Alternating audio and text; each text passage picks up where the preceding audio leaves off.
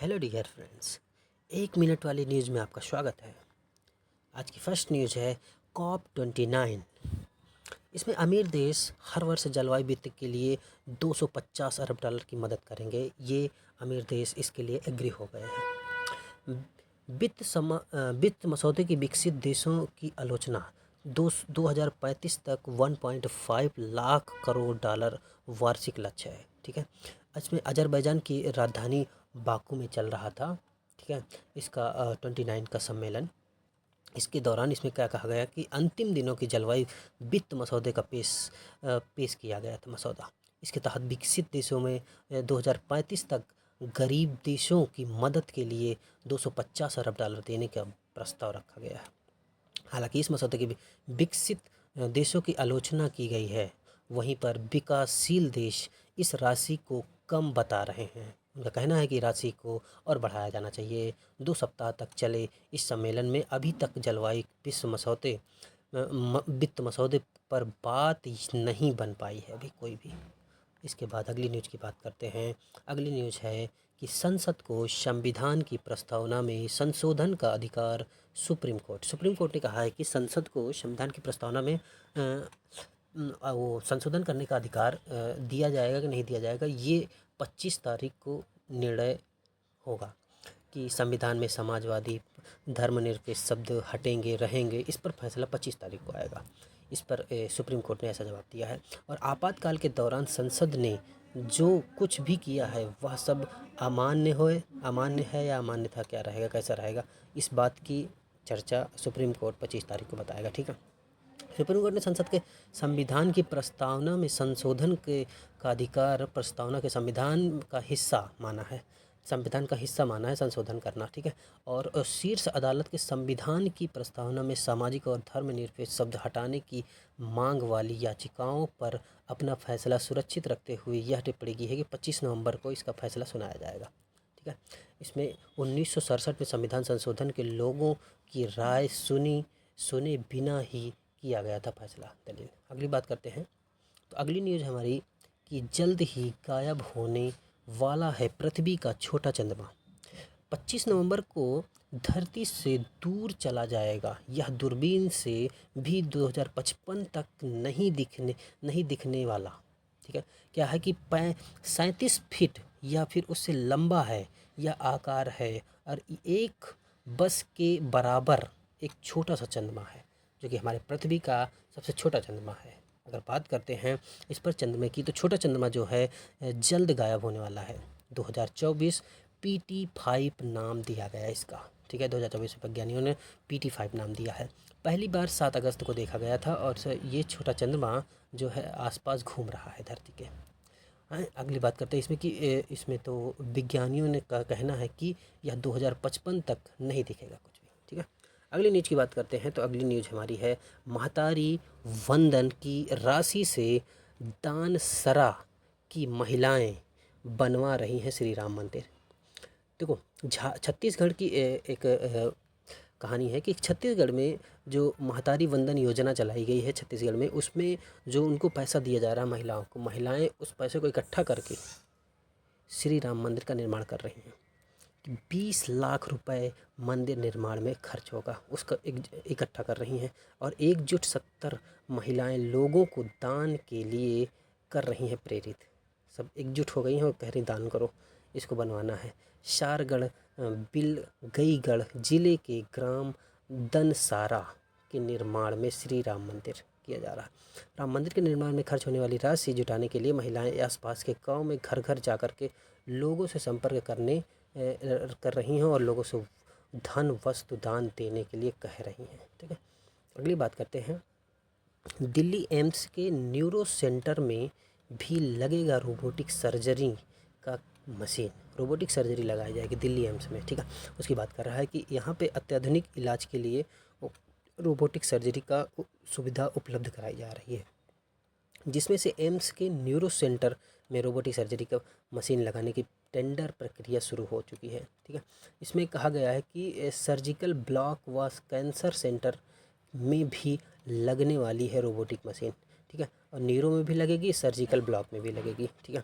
और इसमें कहा गया है कि हाल ही में एम्स के कैंसर सेंटर में रोबोटिक मशीन के लगाए जाने की पहल में टेंडर जारी कर दिया गया है और इसमें अलावा सर्जिकल ब्लॉक में भी रोबोटिक मशीन लगाने के लिए टेंडर जारी कर दिया गया, आवंटित हो चुका है पर इसके लिए पैसा, ठीक है। एम्स में रोबोटिक सर्जरी की 2 मशीनें पहले से ही उपलब्ध थी, ठीक है, लेकिन ये नई मशीन फिर से लगाई जा रही है। अगली न्यूज़ की बात करते हैं। अगली न्यूज़ है कि त्रिपुरा की 5 नदियों के नाम से बिकेगा परफ्यूम। त्रिपुरा की जो 5 नदियां हैं उनके नाम पर परफ्यूम बिकेगा। कहाँ पे? कन्नौज में, उत्तर प्रदेश के कन्नौज में 5 परफ्यूम त्रिपुरा की कंपनियों के नाम पे बिकेगा, ठीक है। हाँ, इसमें बात करते हैं कि FFDC ने मनुदेव, फैनी, गोमती व जूरी नाम से तैयार किया गया है परफ्यूम। ये जान लीजिए, मनु, देव, फैनी, गोमती और जुरी, ठीक है। ये 5 नदियाँ, इनके नाम पर त्रिपुरा कन्नौज में परफ्यूम बिकेगा, ठीक है। और ये परफ्यूम खास बात यह है कि त्रिपुरा के जंगलों में पाई जाने वाली अगरवुड सुगंधित लकड़ी, पुष्प, मसालों और मिश्रित करके तैयार किया गया है। सनातन धर्म में अगरवुड यानी अगरवुड पौधे से देवताओं की लकड़ी का नाम से भी जाना जाता है, इसे देवताओं की लकड़ी भी कहा जाता है, ठीक है। और देश में दुनिया का सबसे बड़ा अगरवुड का तेल बिकता है, सबसे महंगा बिकता है अगरवुड, ठीक है। इसका तेल सबसे महंगा है। अगली न्यूज़ की बात करते हैं। रेवड़ी पर चर्चा अभियान शुरू, लोगों के बीच आएंगे आपके कार्यकर्ता। देखो, आप पार्टी जो है, जो कि हमारे केजरीवाल साहब की है, ये क्या करेंगे कि एक अभियान चला रहे हैं, रेवड़ी पर चर्चा अभियान। और इस अभियान के तहत में 25 नवंबर से 10 दिसंबर तक चलेगा ये। और 65,000 बैठकें कर जनता से मुक्त की रेवड़ी पर चर्चा की जाएगी। जैसे कि जो रेवड़ी लगाई जाती है रोड के किनारे, उससे मुक्ति कैसे दिलाई जाए, इस पर चर्चा की जाएगी, ठीक है। ये दिल्ली सरकार जो है इस पर बहुत ध्यान दे रही है जनता पे, ठीक है। तो इसमें अगली बात करते हैं कि इसमें कहा गया है कि राष्ट्रीय संयोजक अरविंद केजरीवाल ने शुक्रवार को रेवड़ी पर चर्चा अभियान शुरू किया है। और ये पार्टी दिल्ली सरकार के मुफ्त 6 रेवड़ियों के बारे में लोगों को बताएगी। साथ ही 24 घंटे में निकाली पानी, बिजली, शिक्षा, सरकारी अस्पतालों और इलाज, महिलाओं की मुफ्त बस यात्रा व फिर बुजुर्गों की तीर्थ यात्रा पर भी चर्चा करेगी। अगली न्यूज़ की बात करते हैं तो अगली न्यूज़ है, पहली बार जारवा के 19 सदस्य मतदाता सूची में शामिल हो गए हैं। जारवा जनजाति जो है अंडमान निकोबार में पाई जाती है, वहाँ की 19 सदस्य जो है मतदाता सूची में शामिल हुए हैं। अभी पहली बार, सबसे पहली बार हुआ है। जारवा की आबादी 240 अस्थायी झोपड़ियाँ बनाकर रहते हैं वहाँ पे। 240 अस्थायी झोपड़ियाँ हैं जहाँ पर वहाँ पे आबादी रहती है, ठीक है। जारवा जनजाति के छोटे छोटे कबीलों के अस्थायी झोपड़ियाँ बनाकर रहते हैं खूब। और ये खड़ियों और जलधाराओं को, खाड़ी जहाँ, वहाँ पे खाड़ी जो है और जलधाराएं जो हैं, पार करने के लिए कच्चे बेड़ों का उपयोग करके 2001 में जनगणना के अनुसार जारवा की जनसंख्या 240 बताई गई थी। और मोलस्का में उनके भोजन का एक प्रमुख हिस्सा है। मोलस्का एक जंतु होता है, वो एक उनका भोजन का मुख्य हिस्सा है। जारवा जंगल से शहतूत सहित फल और जड़ें इकट्ठा करते हैं, ठीक है। अगली न्यूज़ की बात करते हैं तो वो सेमीकंडक्टर चिप को है लेकर के। सेमीकंडक्टर चिप से क्या होगा कि रोजगार मिलेगा। सेमीकंडक्टर क्षेत्र में भारत की आगामी 2 वर्षों में 10 लाख नौकरियां पैदा करने की उम्मीद है। इससे भारत के एक कुशल वर्क फोर्स और आवश्यकता पैदा होगी और लोगों को रोजगार मिलेगा इससे, ठीक है। इसमें कहा गया है कि अमेरिका और चीन के बीच में दो चिप बार तक शुरू हो गया है। अमेरिका ने ताज़ा निर्देश क्या दिया है कि ताइवान की एक कंपनी को निर्देश दिया है कि वह चीन के साथ चिप का बिजनेस रोक दे। किसने कहा इसने? इसमें अमेरिका ने कहा है कि चीन के साथ ताइवान को मना कर दिया है अमेरिका ने कि उसके साथ जो चिप का बिजनेस करती है उसे रोक दिया जाए, ठीक है। और इसको लेकर भारत ने 15 अरब डॉलर की लागत से 3 सेमीकंडक्टर प्लांट लगाने की योजना बनाई है। इतना ध्यान रख लीजिएगा इस चीज़ को, 15 अरब डॉलर दिया है भारत ने सेमीकंडक्टर चिप बनाने के लिए, ठीक है। अगली न्यूज़ की बात करते हैं। अगली न्यूज़ जो है, भारतीय अर्थव्यवस्था के समक्ष बढ़ती चुनौतियाँ। चुनौतियाँ काहे के लिए बढ़ रही हैं, इसको देख लीजिए। इसमें चुनौतियाँ इसलिए बढ़ रही हैं कि चुनौतियों का सामना करना पड़ रहा है क्योंकि खुदरा महंगाई जो है बहुत तेज़ हो रही है। खाद्य पदार्थों की कीमतों में वृद्धि होती जा रही है लगातार कारणों से अक्टूबर में खुदरा मुद्रास्फीति जो थी 6.2% पर पहुंच गई है। 6.2% बहुत ज़्यादा हो गई है, ठीक है। इसमें से 4+2 होता है, ठीक है, 4+-2, इससे ज़्यादा नहीं होनी चाहिए। पिछले 14 माह में सबसे अधिक देखा गया है ये।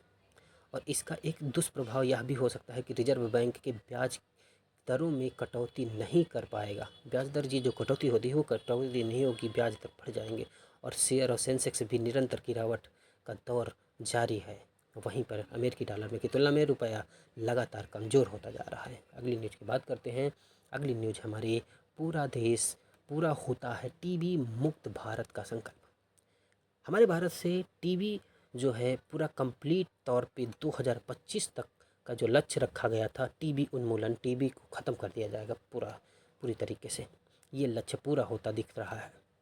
तो उसी पे बात की जा रही है कि यह बीमारी बहुत पुरानी है। पिछले 200 वर्षों से यह विश्व की संचारी रोग से होने वाली मौत के सबसे अधिक का कारण टीबी ही थी, ठीक है। अगर शोधकर्ताओं ने दावों को माने तो मिस्र की मिमी में भी टीबी के लक्षण पाए गए हैं। भारत की बात करें तो सुश्रुत संहिता जो है एक आयुर्वेदिक है, ठीक है। इसमें यक्षमा और बलास रोगों का उल्लेख किया गया है जो कि टीबी से रिलेटेड है। अगली न्यूज़ की बात करते हैं। कटघरे में अडानी, आप लोगों ने सुना ही होगा कि अडानी जो है अमेरिका की गिरफ्त में आ चुके हैं। इन्होंने ऐसा क्यों हुआ इनके साथ? ऐसा इसलिए हुआ कि अडानी और उनके भतीजे सागर अडानी, ये दोनों लोगों को अमेरिका ने इसे अरेस्ट करने के लिए वारंट जारी कर दिया है। और इसमें कहा गया है कि अडानी ग्रीन एनर्जी के कुछ अधिकारियों के खिलाफ भारत में सौर ऊर्जा आपूर्ति का अनुबंध हासिल करने के लिए 2000 करोड़ रुपए का अधिक रिश्वत देने के लिए अमेरिकी निवेशकों को गुमराह करने की आरोप लगाया गया इन पर। इनको रिश्वत दी, इन्होंने अमेरिकी निवेशक जो थे उनको गुमराह करने की कोशिश की है, इसलिए इन पर ये लगाया गया है। और ये सनसनीखेज है। तो और अडानी समूह की मुश्किलें बढ़ती जा रही हैं, तो आरोप गंभीर है। अगली न्यूज़ की बात करते हैं। तो राष्ट्रपति मुर्मू बोली, भारत की प्रगति की कुंजी है राष्ट्र प्रथम। हुआ क्या कि संस्कृति और बौद्धिक विरासत को मजबूत बनाने में लोगों के योगदान पर दिया जोर। हैदराबाद में शुक्रवार को लोक मंथन 2024 का उद्घाटन करते हुए दौरान केंद्रीय कोयला मंत्री जी किशन रेड्डी ने राष्ट्रपति द्रौपदी मुर्मू को काकतीय महारानी रुद्रमा देवी की प्रतिमा को भेंट की है। और इसमें इन्होंने कहा है कि राष्ट्रपति जी ने कि यह जो है संगोष्ठी लोक मंथना 2024 का उद्घाटन समारोह संबोधित कहा कि औपनिवेशिक शासकों ने न केवल भारत में आर्थिक दोहन किया है बल्कि इसके ताने बाने को भी नष्ट कर देने का प्रयास किया है, ठीक है। अगली न्यूज़ की बात करते हैं। तो अगली न्यूज़ जो है, भारत और जापान की सेनाओं में सहयोग बढ़ाने पर राजनाथ, हमारे विदेश मंत्री जो हैं, डिफेंस मंत्री सॉरी, तो उन्होंने कहा है, चर्चा की है। क्या चर्चा की है देख लेते हैं। राजनाथ ने कि भारत और जापान के बीच में रणनीतिक तौर पर अहम समुद्री क्षेत्र में चीन की जो जितनी बढ़ती जा रही आक्रामकता को रोकने के लिए लेकर के चिंताओं पर दोनों देशों में सेनाओं के बीच में सहयोग पर विचार विमर्श किया जा रहा है।